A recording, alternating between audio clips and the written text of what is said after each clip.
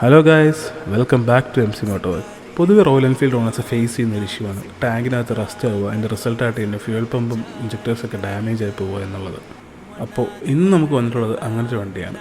ടാങ്കിൻ്റെ rest remove ചെയ്യാനും അതിൻ്റെ കൂടെ തന്നെ വണ്ടിക്ക് വേണ്ടിയിരുന്ന കുറച്ച് ജല സർവീസും കൂടെ ചെയ്യാനാണ് വണ്ടി നമ്മൾ ഏൽപ്പിച്ചിരിക്കുന്നത്. ടാങ്കിൻ്റെ റസ്റ്റ് നമ്മൾ റിമൂവ് ചെയ്യുന്നത് ഒരു കെമിക്കൽ പ്രോസസ്സിലൂടെയാണ്. 2 ദിവസം നീണ്ടു നിൽക്കുന്ന ഒരു കെമിക്കൽ പ്രോസസ്സ് കഴിയുമ്പോൾ ടാങ്കിനകത്തുണ്ടായിരുന്ന മുഴുവൻ റസ്റ്റും നമുക്ക് റിമൂവ് ചെയ്ത് കളയുന്നതാണ്. എന്തായാലും ടാഗ് നമ്മൾ വർക്ക് ചെയ്യാൻ വേണ്ടി മാറ്റി വെച്ച സ്ഥിതിക്ക് നമുക്ക് ബാക്കിയുള്ള ജനറൽ സർവീസ് ആ ടൈം കൊണ്ട് കംപ്ലീറ്റ് ചെയ്യാം.